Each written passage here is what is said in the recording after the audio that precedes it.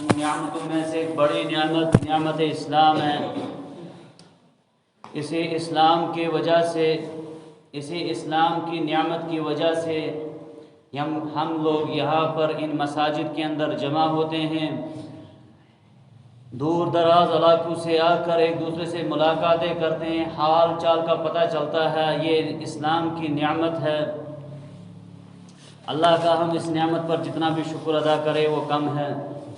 اللہ کی حمد و ثنا کے ساتھ ساتھ بے شمار درود و سلام ہو آقا مدنی تاجدار مدینہ جناب محمد الرسول اللہ صلی اللہ علیہ وسلم کی ذات اقدس پر، کہ جن کو رب العالمین نے پوری کائنات کی طرف رہبر و رہنما بنا کر مبعوث کیا، اور آپ علیہ الصلاۃ والسلام نے اپنی 23 سالہ زندگی مبارکہ کے اندر کائنات کو وہ درس دیا، کائنات کو وہ سبق یاد دلایا جس درس کے لیے، جس مقصد کے لیے رب العالمین نے انسان کو پیدا کیا تھا۔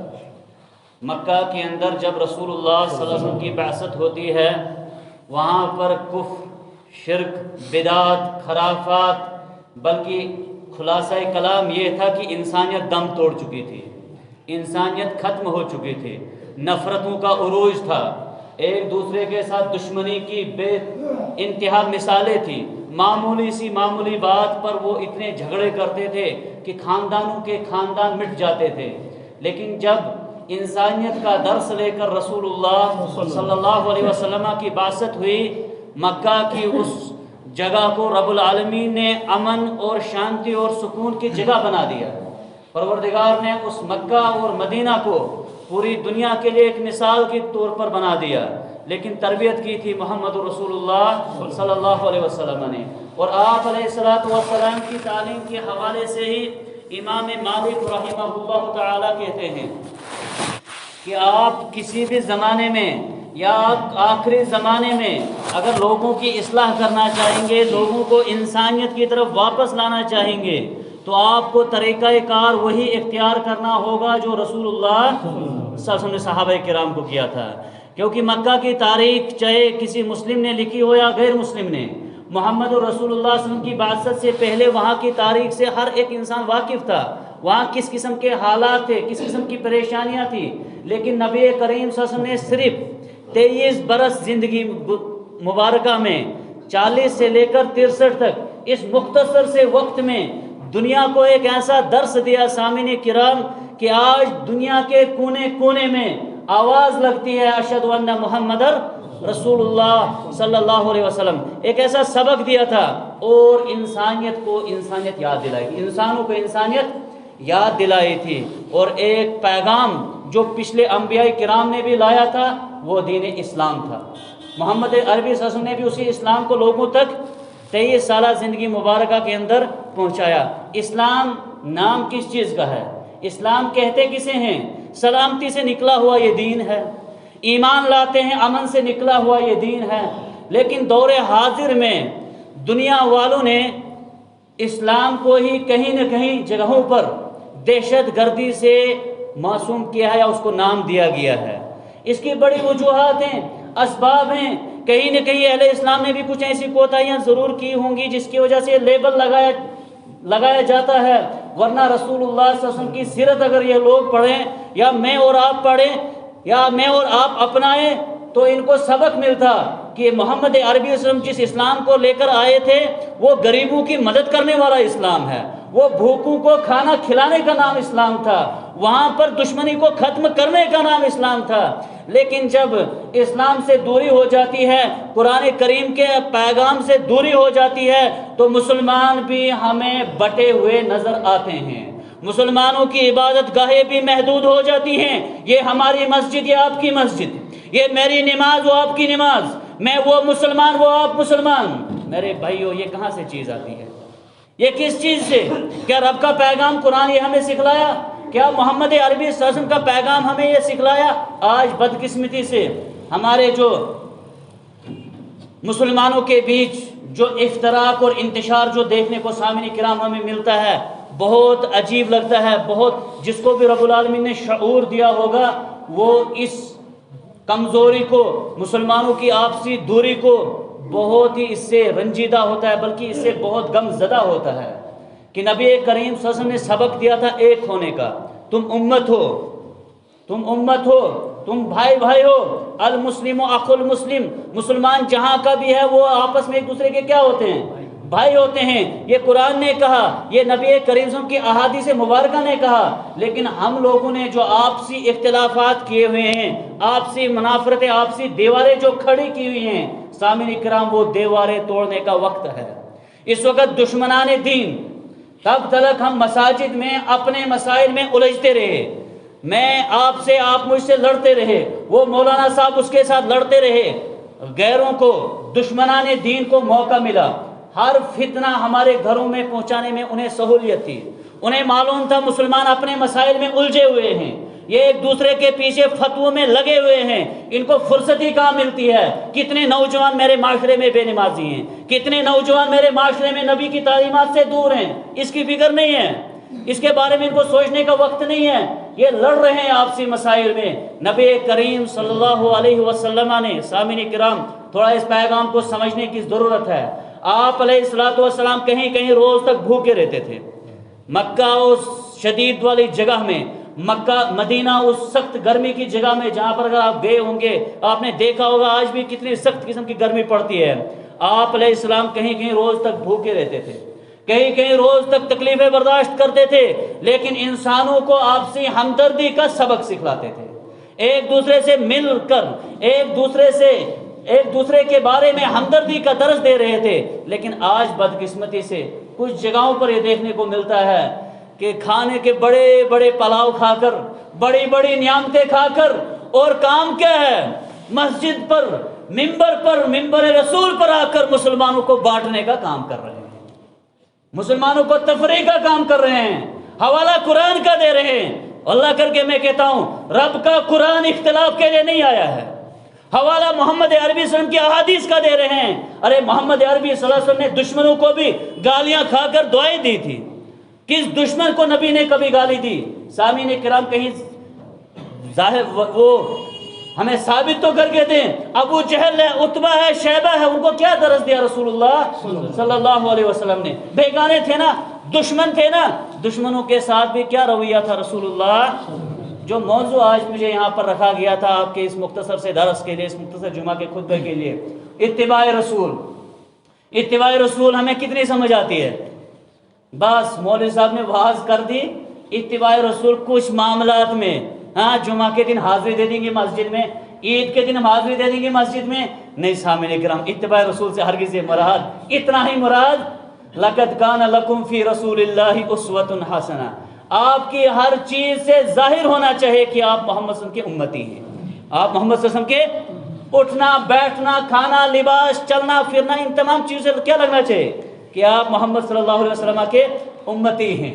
اطاعت رسول سے یہی مراد ہے، اتباع رسول سے یہی مراد ہے. قرآن نے کہا من یطع الرسول فقد اطاع اللہ. جس نے رسول کی اطاعت کی، جس نے محمد عربی صلی اللہ علیہ وسلم کی اطاعت کی، اس کی پیروی کی، اس کے نقش قدم پر چلا، یاد رکھنا اسی نے اللہ کی بھی اطاعت کی.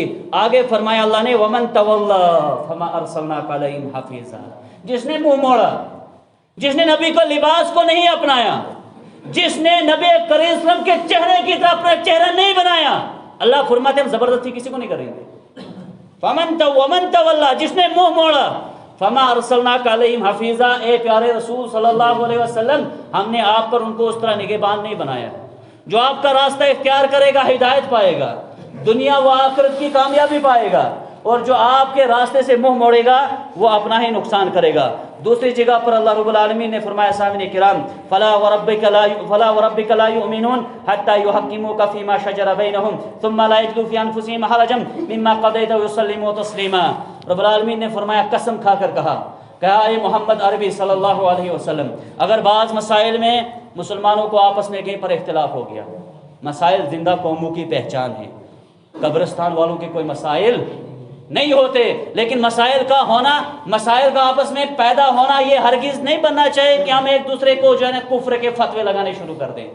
مسائل کا آپس میں ہونا ہرگز یہ مطلب نہیں بنتا ہے کہ ہم 1.5 فٹ پر اپنی مساجد کی تعمیر کریں، ہرگز یہ مطلب نہیں بنتا ہے. 1.5 فٹ پر مدارس کی تعمیر کریں. اسلام اخوت کا درس دیتا ہے، بھائی چارگی کا درس دیتا ہے۔ ایک مرتبہ نبی کریم صلی اللہ علیہ وسلم صحابہ کو سمجھا رہے، اپنے ہاتھ کی انگلیوں میں انگلیاں ڈال کر کہا مسلمان مومن ایک دوسرے کے لیے ایسے ہوتا ہے، سیسا پلائی دیوار کی طرح ہوتا ہے، ایک مومن دوسرے مومن کو مضبوط کرتا ہے، کمزور نہیں کرتا ہے، کمزور نہیں کرتا ہے۔ مسائل میں اختلاف ہوا، آپس میں کچھ جھگڑا ہوا تو کرتے کیا ہیں؟ اللہ نے کہا قسم کھا کے وہ مومن ہو ہی نہیں سکتا۔ اگر آپس میں کوئی اختلاف ہوا، ان کو اختلاف والے مسئلے کو پیش کرنا ہے کس کے پاس؟ رسول اللہ صلی اللہ علیہ وسلم کے پاس۔ جب رسول پھر وہاں پر کوئی جواب دیں گے، کوئی فیصلہ کریں گے، وہ اپنے نفس میں پھرنے تنگی محسوس کریں گے۔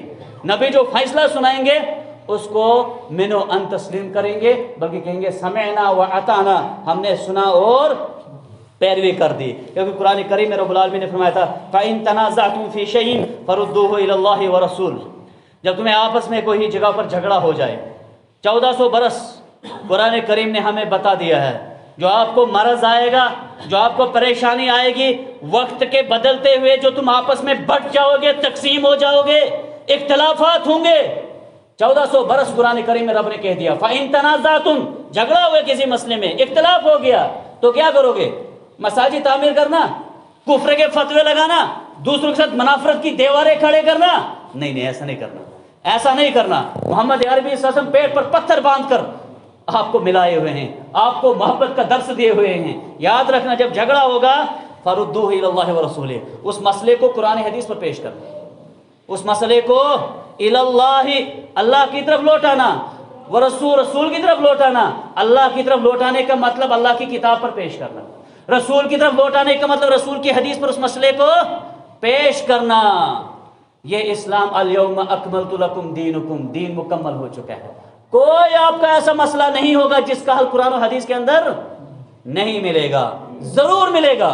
ہاں، ہو سکتا ہے لا علمی ہو، کم علمی ہو، آپ وہاں تک پہنچ نہ سکو، مسئلہ بن سکتا ہے، لیکن قرآن اور حدیث کے اندر تمام چیزوں کا حل بتا دیا گیا ہے۔ اسی آیت کریمہ کے پس منظر میں سفیان بن عیینہ رحمت اللہ علیہ کہتے ہیں ان رسول اللہ صلی اللہ علیہ وسلم هو المیزان الاکبر، تمام اعمال کے لیے ایک ترازو ہیں، وہ کون ہے؟ محمد رسول اللہ، آپ علیہ الصلوۃ والسلام میزان اکبر ہیں تمام اعمال کے لیے۔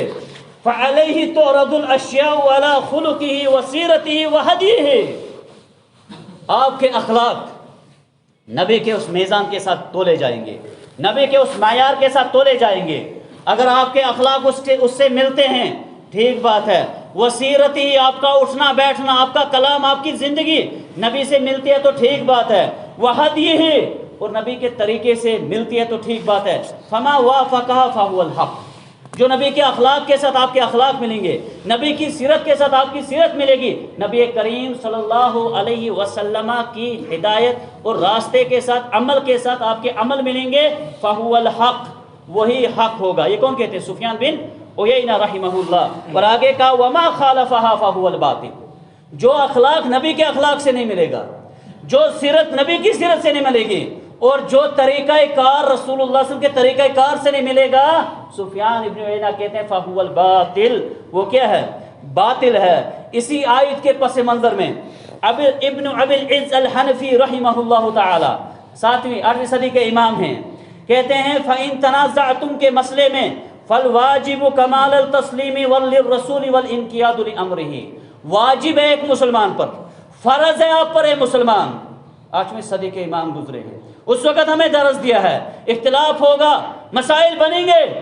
ایک عظیم حنفی عالم گزرے ہیں، اللہ تعالیٰ کی قبر کو پرنور کرے، کہا واجب ہے مسلمان تیرے لیے کہ جہاں پر ایسا مسئلہ بنے گا وہاں پر فیصلہ آپ جو رسول کہیں گے، جو رسول صلی اللہ علیہ وسلم کی حدیث کہے گی، آپ اس کو مان لیں گے۔ آگے کہتے ہیں آگے کہتے ہیں ایک بہترین بات کہتے ہیں دون ان نعارضہ بخیال، اپنے خیالے یا عقل کے گھوڑے نہیں دوڑانے، میری عقل یہ مانتی ہے، نبی نے کوئی فیصلہ کیا، نبی کو کوئی حدیث میرے سامنے بیان کر دے گی۔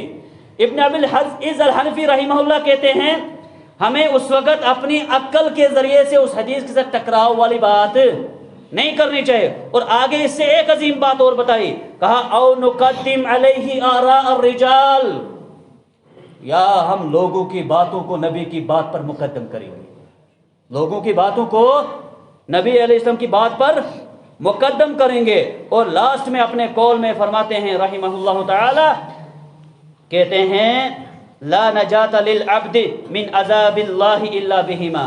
دیکھیں دنیا جیسی ویسی نکل جائے گی، ایک غریب جو ہے نا سڑک پر اپنی زندگی جو ہے نا بھیک مانگتے مانگتے بھی گزار لیتا ہے، کوئی شاہی محلوں میں اپنی زندگی گزار لیتا ہے، لیکن اصل مسئلہ میری اور آپ کی عبادت کا جو ہے سامعین کرام، اصل مسئلہ جو ہماری نمازوں کا ہے نا، وہ کس لیے ہے؟ آخرت ہماری سنور جائے، قبر کے بعد والی زندگی سنور جائے، یہ مقصد ہے۔ ابن ابی العز الحنفی کہتے ہیں رحمہ اللہ، کہتے ہیں قیامت کے دن، آخرت کے دن عذاب سے دو ہی چیزیں آپ کو بچا سکتی ہیں، دو ہی چیزیں آپ کو اور مجھے بچا سکتی ہیں۔ کہا پہلے توحید المرسل و توحید متابعت الرسول صلی اللہ علیہ وسلم۔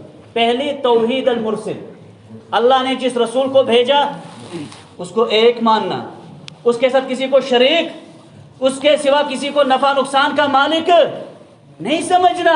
یہی پیغام رسول صلی اللہ علیہ وسلم لے کر آئے تھے، قولوا لا الہ الا اللہ تفلحوا۔ یہی پیغام لے کر انبیاء کرام آئے تھے کہ زمین پر تمام تر یا آسمانوں میں تمام یہ مخلوق ہے، خالق اللہ کی ذات ہے، اس نے نفع و نقصان، اس نے یہ تمام تر چیزیں اپنے پاس رکھی ہوئی ہیں، کسی مخلوق کو نہیں دی ہیں، کسی مخلوق کو یہ اختیار اللہ نے نہیں دیے ہیں۔ تو کہتے ہیں نجات دو ہی چیز سے ملے گی، پہلی چیز اللہ کی توحید پر جو کار بند رہے گا، اللہ کی توحید کو جو صحیح طریقے سے ماننے والا ہوگا، اور دوسری چیز کہا یہ بھی توحید ہے، وہ کیا ہے؟ نبی کے ساتھ کسی کو شریک نہیں ٹھہرانا۔ اب نبی کے ساتھ شریک ٹھہرانے کا مطلب کیا ہے سامنے کرام؟ نبی کے ساتھ، نبی کی تو ہم عبادت نہیں کرتے ہیں، نبی کریم کے طریقے کی عبادت کرتے ہیں، تو نبی کریم صلی اللہ علیہ وسلم کا جو طریقہ چھوڑے گا نا، کسی اور کا طریقہ اپنائے گا، یہ ہوگی رسالت میں شرک، رسالت میں شریک ٹھہرانا۔ ابن ابی العز الحنفی رحمہ اللہ کہتے ہیں دونوں توحیدوں کا پایا جانا ایک انسان کی آخرت کی نجات کے لیے ضروری ہے۔ رب کی وحدانیت، رب کے ساتھ کسی کو شریک نہیں ٹھہرانا، نمازیں ہوں گی، روزہ ہوگی، تہجد ہوگی، تلاوت ہوگی، لیکن رب کے ساتھ شریک کیا ہوگا کامیابی نہیں ملے گی۔ اسی طرح طریقہ کار میں عبادات کر رہے ہو آپ، نمازیں پڑھ رہے ہو آپ، تلاوت کر رہے ہو آپ، ذکر و اذکار کر رہے ہو آپ، اس میں بھی اگر نبی کے طریقے کو نہیں اپنایا ہوگا تب بھی کامیابی نہیں ملے گی۔ اسی لیے امام اوزاعی رحمہ اللہ تعالی نے کہا تھا، مخلد بن حسین سے کہا تھا، یا ابا محمد اذا بلغك عن رسول اللہ صلی اللہ علیہ وسلم حدیث فلا تظنن غیرہ ولا تقولن غیرہ فإن محمدا انما كان مبلغا عن ربه۔ اے مخلد، جب نبی کی طرف سے کوئی حدیث آپ تک پہنچ جائے گی، یہ کب؟ یہ قرون مفضلہ کے آدمی تھے، یہ اس دور کے عالم تھے جب ابھی جس زمانے کی نبی نے پیشن گوئی دی تھی کہ خیر و بھلائی کا زمانہ ہے۔ اپنے شاگرد کو کہا جب نبی کا کوئی پیغام تیرے پاس پہنچ جائے گا پھر ادھر ادھر جھانکنے کی کوشش نہیں کرنا، دائیں بائیں نہیں جانا، کیونکہ محمد عربی صلی اللہ علیہ وسلم کو اللہ رب العالمین نے بھیجا ہی تھا پیغام پہنچانے کے لیے، مبلغاً، پیغام پہنچانے کے لیے۔ اسی لیے امام شافعی رحمہ اللہ تعالی نے بھی اسی اتباع رسول اور اطاعت رسول کے حوالے سے کہا تھا، اجمع المسلمون، 204 تاریخ وفات ہے سامعین اکرام اس کی، 204 ہجری میں، اور آپ اس وقت 1442 ہجری میں ہیں، آج سے 1440 سال پہلے کی بات ہے۔ امام شافعی رحمہ اللہ تعالی نے، شافعی جس پر ایک پوری دنیا میں ایک مذہب معروف ہے، پوری دنیا میں یہ مسلک معروف ہے، اس کے ماننے والے بے شمار دنیا کے اندر پائے جاتے ہیں، اس نے کہا تھا اس وقت اجمع المسلمون، اس وقت کون سے مسلمان تھے؟ جس زمانے کی نبی نے بھلائی کی گارنٹی دی تھی، کہا تھا خیر القرون قرنی ثم الذین یلونہم ثم الذین یلونہم، سب سے بہتر زمانہ میرا زمانہ، اس کے بعد میرے بعد والوں کا زمانہ، اس کے بعد میرے بعد والوں کا، اس زمانے میں امام شافعی کہتے ہیں اس وقت کے مسلمانوں کے بارے میں تمام مسلمانوں پر اس وقت اتفاق ہو چکا ہے، ان من استبانت له سنت رسول اللہ صلی اللہ علیہ وسلم لم یکن له یدا لقول احد من الناس۔ امام شافعی کی کتاب ہے الرسالہ کے نام سے ہے، جانی ہوگی، سنی ہوگی آپ نے، اس میں آپ کی عبارت امام شافعی کی ملے گی، کہا تمام مسلمانوں پر اس پر اتفاق ہے کہ جب بھی کسی مسلمان کے لیے جس کے سینے کے اندر ایمان ہوگا، اگر اس کے پاس نبی کی کوئی سنت بیان کر دی جائے گی، تمام مسلمانوں کا اتفاق ہے اس پر کسی نے اس میں اختلاف نہیں کیا ہے۔ نبی کی سنت پہنچنے کے بعد کسی مسلمان کے لیے زیبا ہی نہیں دیتا، شیوا ہی نہیں دیتا کہ وہ نبی کی حدیث کو کسی کی بات کی وجہ سے چھوڑ دے، نبی کی سنت کو کسی کے قول کی وجہ سے۔ یہ کون کہہ رہے سامنے کرام؟ امام شافعی، امام مالک رحمہ اللہ۔ مدینہ میں آپ گئے ہوں گے شاید، جب وہاں پر انسان پہنچتا ہے، رسول اللہ صلی اللہ علیہ وسلم کا روضہ مبارک، وہاں جب درس کوئی دے گا بیٹھ کر، اس طرح دائیں جانب رسول اللہ کا روضہ مبارک ہے، وہاں پر ایک لمبا وقت گزارا ہم نے اللہ کے فضل و کرم سے۔ عجیب شہر مدینہ، اللہ تعالی ہم سب کو وہاں کی زیارت نصیب کرے۔ امن والا شہر، سکون والا شہر، رب کی رحمتوں والا شہر۔ امام مالک وہیں پر ایسے بیٹھ کر درس دیتے اپنے سامعین کو، درس دیتے تھے سامعین کرام۔ اسی اسلام کو آج سمجھنے کی ضرورت ہے جو اسلام نبی اکرم اپنے زمانے میں واللہ کر کے اس اسلام کو عملی طور پر پیش کیجئے۔ جو لیبل غیروں نے لگایا کہ اسلام دہشت گردی ہے، یہ لیبل خود ختم ہو جائے گا۔ میرے اور آپ کے دعوے سے قرآن کو نہیں غیر مسلم پڑھتا ہے، حدیث کو نہیں غیر مسلم پڑھتا ہے، وہ میرے اور آپ کے اٹھنے بیٹھنے کو دیکھتا ہے کہ اسلام کیا ہے۔ میری اور آپ کی حرکتیں غلط، اگر میں اور آپ جھوٹ بولتے ہیں ان کا تصور ہوتا ہے شاید اسلام جھوٹ سکھاتا ہے۔ میں اور آپ فساد کرتے ہیں، ان کا تصور ہوتا ہے شاید اسلام کو فساد سکھلاتا ہے۔ امام مالک درس دیتے ہیں، اشارہ کیا اپنے شاگردوں کو نبی کریم کے روضے کی طرف، کہا اے میرے ساتھیو ما منا۔ امام مالک کی مذہب بھی دنیا میں مشہور ہے، سامعین کرام کی نہیں ہے، کئی ماننے والے ہیں کہ نہیں ہیں، لیکن ائمہ کی تعلیم کو صحیح طریقے سے سمجھنے کی ضرورت ہے۔ ائمہ کی تعلیم کو صحیح طریقے سے سمجھنے کی ضرورت ہے۔ اختلاف کی جو دیواریں کھڑی کی ان کو توڑ کر مل بیٹھ کر ان کی تعلیمات کو سمجھنے کی ضرورت ہے۔ امام مالک نے اشارہ کیا، کہا ما منا الا راد و مردود، ہم ہیں، اپنی طرف کہا میں ہوں، میرے علاوہ امام شافعی ہیں، امام شافعی تو بعد تھے، میرے سے پہلے امام ابو حنیفہ ہے رحمہ اللہ، اس سے پہلے اوزاعی ہیں، لیث ہیں، سفیان بن سعید ہیں، جتنے ائمہ ہیں، کہا ہماری بات لی بھی جا سکتی ہے۔ ہماری بات، یہ کون کہہ رہے سامنے؟ امام مالک کہہ رہے ہماری بات لی بھی جا سکتی ہے، چھوڑی بھی جا سکتی ہے۔ چھوڑی کب جائے گی؟ جب قرآن حدیث کے مطابق۔ یہ خود کون کہہ رہے ہیں؟ کیونکہ معصوم کون تھے؟ محمد رسول اللہ، اس کے علاوہ ہمارا ایمان ہونا چاہیے، ہم مسلمان ہیں، معصوم صرف تھے رسول اللہ۔ ہم انسان سے غلطیاں ہو سکتی ہیں۔ امام مالک کہہ رہے ہیں ہماری بات لی بھی جا سکتی ہے، چھوڑی بھی جا سکتی ہے، الا صاحب ھذا القبر، لیکن جو محمد علی روضے کے اندر ہیں، جس قبر شریف کے اندر ہیں، ان کی کوئی بھی بات رد نہیں کی جا سکتی ہے۔ اور قرآن مجید نے اس سے پہلے بتلا دیا فَلْيَحْذَرِ الَّذِينَ يُخَالِفُونَ عَنْ أَمْرِهِ، بچنا، ہوش کے ناخن لینا۔ اے مسلمانوں، اے ایمان والو، خالی دعویٰ نہیں کہ ہم نبی کے امتی ہیں، جیسا ہوں ویسا ہوں پھر بھی نبی کا امتی ہوں۔ یہ دعویٰ یہود و نصارہ نے بھی کیا تھا، انہوں نے بھی یہی کہا تھا کہ ہم انجیل کو ماننے والے، تورات کو، ہم موسیٰ اور عیسیٰ کو ماننے والے ہیں۔ اللہ نے کہا تھا، انہی کو کہا تھا جب تک عمل نہیں کرو گے لستم علی شیء، میرے پاس تمہاری کوئی قیمت ہے ہی نہیں، شیء، کوئی چیز تم میرے پاس ہو ہی نہیں۔ اسی طرح جب تک میں اور آپ نبی کریم صلی اللہ علیہ وسلم کی سیرت کو، اس کے عقیدے کو، اس کے عبادات کو نہیں اپنائیں گے، اللہ ہم سے بھی یہی کہے گا کہ تم کچھ نہیں ہو۔ دعویٰ تمہارا بڑا ہوگا، اس سے کوئی فرق نہیں پڑتی ہے۔ اللہ نے کہا فَلْيَحْذَرِ الَّذِينَ، خبردار نبی کی مخالفت کرو گے، خبردار نبی کی مخالفت کرو گے۔ ابن کثیر رحمہ اللہ تعالی 674 غالباً کی تاریخ وفات ہے، تفسیر ابن کثیر سے مشہور ہے، آپ یہاں سے جا کر انشاءاللہ اس کو پڑھیں گے۔ کہتے ہیں اس آیت کی تفسیر میں اللہ نے جب کہا کہ ڈرنا، نبی کی مخالفت نہیں کرنا، مخالفت کرو گے فتنہ آ جائے گا۔ فتنے کی تفسیر کرتے ہوئے ابن کثیر کہتے ہیں شرک میں پڑ جاؤ گے، بدعات میں پڑ جاؤ گے، خرافات میں پڑ جاؤ گے، دنیا بھی تنگ کی جا سکتی ہے، دنیا میں اللہ آپ کو عذاب بھی دے سکتا ہے۔ دنیا میں آپ اللہ عذاب بھی کب؟ جب نبی کی مخالفت کرو گے۔ آگے کا یصیبہم عذاب علیم، اس کی تفسیر میں ابن کثیر رحمہ اللہ فرماتے ہیں اے امر رسول اللہ صلی اللہ علیہ وسلم وهو سبیلہ ومنہجہ وطریقہ وشریعتہ، نبی کے طریقے کو، نبی کی عبادات کو، نبی کے سلوکیات کو، نبی کے اخلاقیات کو، ان تمام کو آپ نے نبی کے مطابق رکھنا ہوگا، نبی کے مطابق رکھنا ہوگا۔ آگے کہا فتوزن الاقوال والاعمال باقوالہ واعمالہ، کیونکہ قیامت کا دن ہوگا، یہاں تو چل پڑیں گے، کبھی کبھار جس کی زبان تیز ہے اپنی زبان کے ذریعے سے وہ دوسرے کو نیچا بھی دکھلا سکتا ہے، لیکن قیامت کے دن میزان لگے گا، ترازو لگے گا، عبادات کے حوالے سے، اقوال کے حوالے سے میزان کس کا ہوگا؟ محمد رسول اللہ، نماز پڑھی آپ نے 5 وقت، الحمدللہ پڑھی ہے، نبی کی نماز کے اس کو ناپا جائے گا؟ کیا نبی کے طریقے کی نماز تھی؟ عقیدہ اسلامی آپ کے پاس ہے، نبی کے عقیدے کے ساتھ اس کا وزن کیا جائے گا، اگر نبی کے عقیدے کے ساتھ آپ کا ملتا ہے۔ امام ابن کثیر رحمہ اللہ کہتے ہیں اگر آپ کے اعمال، آپ کی عبادت، آپ کے عقیدے اس سے ملیں گے، قبول، اللہ قبول کرے گا، کیونکہ نبی کو بھیجا ہی تھا اسی لیے، لوگوں کو طریقہ کار سکھانے کے لیے۔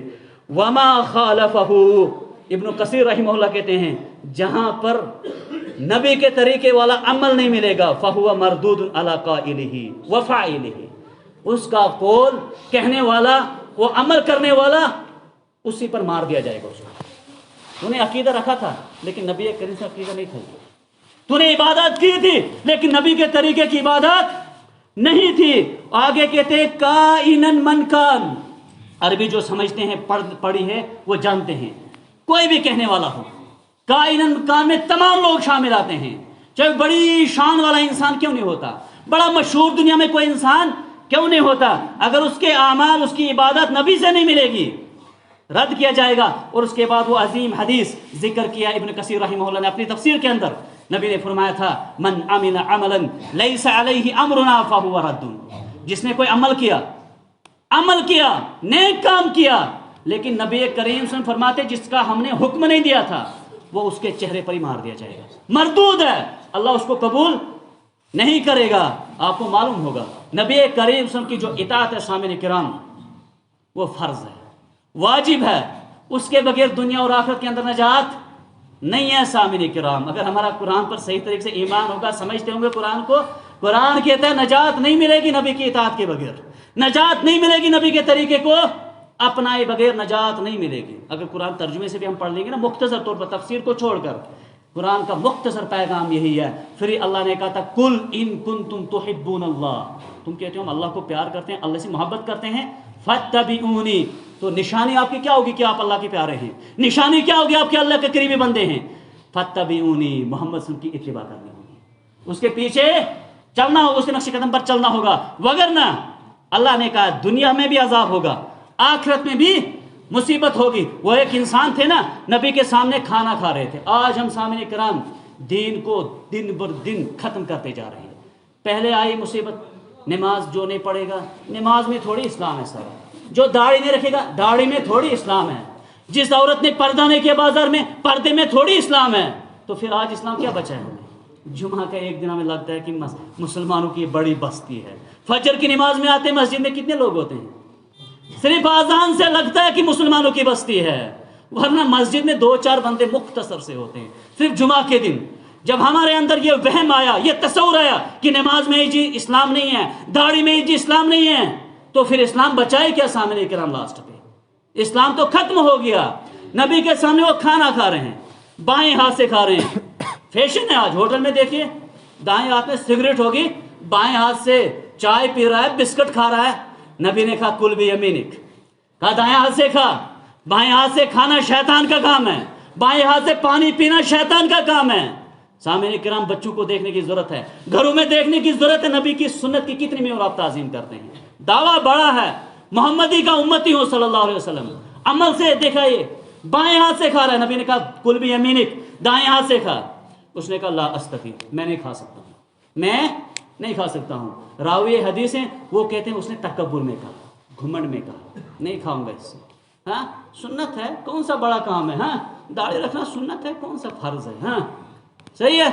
بڑی چیزیں سامنے کرتا تب تک اسلام جو ہے نا ختم ہوتا گیا، ہمارے اندر ختم ہوتا گیا۔ نبی نے فرمایا لستطعت، جب تجھے گھمنڈ روک رہا ہے نبی کی سنت کو اپنانے سے، اللہ کرے تو طاقت رکھے ہی نہیں۔ جس نے حدیث نقل کی کہا مرتے دم تک اللہ نے اس کو اپنا ہاتھ اوپر اٹھانے کی توفیق ہی نہیں دی، ہاتھ نیچے رہے گا۔ نبی کی سنت کی مخالفت کرنا، نبی کی سنت کو معلوم ہونے کے بعد عملانا نہیں۔ یار ہمارے آس پاس جو پریشانیاں ہیں، ذلتیں مسلمانوں پر، گنوا دی وہ میراث جو ہم نے اسلاف سے پائی تھی، سریا سے زمین پر آسمان نے ہم کو دے مارا۔ ولا تہنوا ولا تحزنوا انتم الاعلون، مومنو غم نہیں کرنا، پریشان نہیں ہونا دشمنوں کی سازشوں سے، تمہیں رب عزت دے گا۔ لیکن آگے کیا کہا؟ ان کنتم مؤمنین، لیکن جب تم مومن ہوں گے۔ مومن کون سا؟ جمعہ کی ایک نماز پڑھے گا، عید میں دکھے گا مسلمانوں کی صفوں کے اندر، باقی 5 نمازیں یہ مومن ہے سامنے کرام، شکل و صورت سے مومن ہے مسلم. بازاروں کے اندر جو تباہی بربادی، گاڑیوں کے اندر جو گانا عام ہو چکا ہے، واللہ ایک پیشن گوئی تھی نبی کریم صلی اللہ علیہ وسلم کی کہ ایک وقت آئے گا سور اور خنزیر اور بندروں کی طرح تمہاری شکلیں تبدیل ہوں گی. کہا تھا اس وقت بڑا ایک گناہ یہ بھی ہوگا، گانے آلات عام ہوں گے. گانے کے آلات، کتنا قرآن سنایا جاتا ہے گاڑیوں کے اندر، کتنا قرآن سنایا جاتا ہے دکانوں کے اندر، کتنا قرآن و حدیث ہمارے موبائلوں کے اندر محفوظ ہے. اس وقت سامنے کرام دعویٰ مسلمان ہیں، ہاں تو عزت تب ملے گی جب نبی کی اطاعت ہوگی. عزت تب ملے گی جب نبی کی اطاعت ہوگی. اسی طرح ابن مسعود رحمہ اللہ رضی اللہ تعالیٰ عنہ صحابی رسول ہے نا، کوفہ کے اندر تھے، کوفہ کے اندر تھے. وقت چلا گیا تقریباً 5 منٹ اور اجازت ہے کہ نہیں؟ مشکل ہی ہے، بس 5 منٹ لوں گا صرف. ابن مسعود رضی اللہ تعالیٰ عنہ کا ایک قول بیان کر کے میں اپنی تقریر ختم کروں گا. آپ کا بھی وقت جا رہا ہے، ویسے وقت ہمارے پاس بہت ہوتا ہے لیکن بس اللہ کے لیے وقت کم ہے، ورنہ زندگیاں بہت ہے، 4-5 گھنٹے موبائل کو انٹرنیٹ سب کچھ ہے. چلیے ہم بھی زیادہ وقت آپ کا نہیں لیں گے. ابن مسعود رضی اللہ تعالیٰ عنہ نے سامعین کرام کوفہ کے اندر کچھ لوگ مسجد کے اندر بیٹھے تھے. وہ کیا کر رہے تھے؟ مسجد کے اندر آخر کیا کوئی چوریاں تو نہیں کرے گا نا، عبادت ہی کر رہے تھے. کنکریاں ہاتھ میں رکھی ہوئی ہیں. وہ اس کو کہہ رہا آپ پڑھو سبحان اللہ 100 مرتبہ، آپ پڑھو استغفر اللہ 100 مرتبہ، لا الہ الا اللہ پڑھو 100 مرتبہ. حلقے میں بیٹھے ہوئے ہیں.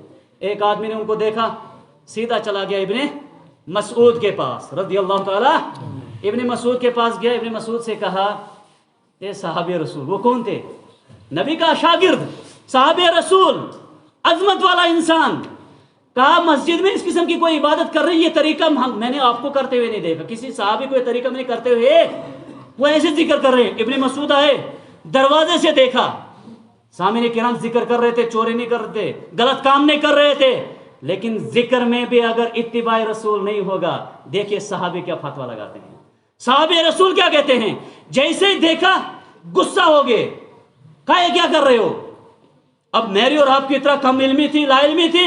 کہا کیا چوری تھوڑے، ذکر کر رہے ہیں 100 مرتبہ، سبحان اللہ پڑھ رہے ہیں، استغفر اللہ کا، حلقے میں بیٹھے، کنکریاں ہاتھوں میں لیے ہیں. کہا ابن مسعود نے رضی اللہ تعالیٰ عنہ نے کہا نبی کریم صلی اللہ علیہ وسلم ابھی دنیا سے کچھ دن پہلے گئے ہیں، ابھی آپ علیہ الصلوۃ والسلام کے کپڑے موجود ہیں، آپ علیہ الصلوۃ والسلام کے برتن موجود ہیں، تم نے دین کی شکل بگاڑنی شروع کر دی ہے. یہ طریقہ ذکر کا رسول صلی اللہ علیہ وسلم کا نہیں تھا. عبادات میں بھی طریقہ کس کا ہونا چاہیے؟ رسول اللہ صلی اللہ علیہ وسلم کی. وگرنہ ایک حدیث سنا لوں گا، خطبہ ختم کروں گا. قیامت کے دن ہم سب کو ایمان ہے اور امید بھی ہے، اللہ سے دعا کرتے پروردگار ہم سب کو روز حوض کوثر پر نبی کے دست مبارک سے حوض کوثر کا پانی نصیب کر. ایک عظیم زندگی میں ایک عظیم یہ موقع آنے والا ہے، ہمیں یقین ہونا چاہیے. اسی طرح جیسے سورج کے غروب ہونے کا ہمیں یقین ہے، جس طرح دن کا ہمیں یقین ہے، اسی طرح ہم نبی کریم کے دست مبارک سے پانی حوض کا پئیں گے انشاءاللہ تعالی. سبھی اللہ تعالیٰ اس مجموعے کو ان میں سے بنا دے. نبی کریم سے پانی پلا رہے ہوں گے. صحابہ نے کہا اللہ کے رسول آدم سے لے کر آج تک کتنے لوگ ہیں، کیسے پہچانو گے اپنی امتیوں کو؟ آپ علیہ الصلوۃ والسلام نے فرمایا میرا امتی 5 وقت جو وضو بناتا ہے نا، یہی آثار چمک رہے ہوں گے.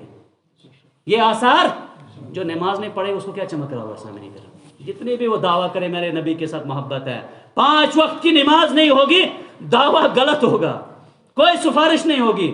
نبی پانی پلا رہا ہوگا اپنے امتیوں کو، پہچان کر رہا ہوگا کس سے؟ گرم محجلین کے الفاظ حدیث میں آئے ہیں، ان کا چہرہ چمک رہا ہوگا، ان کے بازو آثار وضو چمک رہے ہوں گے، پانی پلا رہا ہوں گا. اچانک میرے اور کچھ لوگوں کے درمیان پردہ حائل ہو جائے گا. صحیح بخاری کے اندر حدیث موجود ہے، صحیح حدیث ہے، کوئی اس کو ضعیف کچھ وغیرہ تصور ہی نہیں ہے. اچانک میرے اور کچھ لوگوں کے درمیان پردہ حائل کر دیا جائے گا. میں کہوں گا اللہ یہ تو میرے امتی ہیں، ان کے آثار وضو چمک رہے ہیں، یہ تو میرے امتی ہیں، ان کو آنے دو. اللہ فرمائیں گے یا نبی انک لا تدری ما احدثوا بعدک، اے محمد صلی اللہ علیہ وسلم بے شک تو ان کو شکل سے تو پہچان رہا ہے، لیکن آپ نہیں جانتے تیرے دنیا سے جانے کے بعد ان لوگوں نے دین کی کیا تباہی کر دی تھی، کتنا تبدیل کر دیا تھا تیرے دین کو ان لوگوں نے. اور آگے نبی کریم صلی اللہ علیہ وسلم جب سنیں گے کہ میرا وہ دین جس میں نقص نہ کم کرنے کی گنجائش تھی نہ بڑھانے کی گنجائش تھی، اس میں تم نے تبدیلی کی، نبی فرمائیں گے جو نبی رحمت والا نبی تھا وہ نبی فرمائیں گے سوہکن سوہکن لمن غیر بعدی، دور ہو جاؤ، دفع ہو جاؤ جن لوگوں نے میرے بعد میرے دین کی شکل بگاڑ دی تھی، عبادت کا طریقہ بگاڑ دیا تھا، عقیدے کا طریقہ بگاڑ دیا تھا، ان کو دوری اور تباہی ہو۔ تو اطاعت رسول دنیا اور آخرت میں نجات کی کنجی ہے، کامیابی کا باعث ہے، سبب ہے۔ اللہ تعالیٰ سے ہم دعا کرتے ہیں کہ پروردگارہ ہمیں نبی کریم صلی اللہ علیہ وسلم کی تعلیمات کو سمجھنے کی توفیق عطا فرما، پروردگارہ اس پر عمل کرنے کی توفیق عطا فرما، پروردگارہ ہمیں ہر اس گناہ سے بچانا الہ العالمین جو ہمیں دنیا و آخرت میں خسارے کی طرف لے لے گا۔ پروردگارہ ہمارے اعمال کو قبول فرما، ہماری عبادت کو قبول فرما۔ پروردگارہ ہم میں سے اس کو کوئی اگر یہاں پر پریشان ہے، ذہنی پریشانیاں زیادہ اس دور کے اندر ہیں، پروردگارہ اپنی رحمت سے ہماری پریشانی کو دور کر دیں۔ پروردگارہ ہمارے اندر جو غمگین ہے، جو پروردگارہ مقروض ہیں، پروردگارہ ان کے قرض کو ادائیگی کو پروردگارہ جو پریشان حال کی پریشانی دور فرما، جو بیمار ہیں ان کو شفا کامل شفایت عطا فرما۔ پروردگارہ جو وفات پا چکے ہیں ان بستیوں کے اندر جن نے توحید کے دلوں کو آباد کیا ہے، پروردگارہ ہر ایک کی مغفرت فرما، پروردگارہ ہر توحید ہر موحد کی مغفرت فرما۔ اقول قولی ھذا استغفر اللہ لی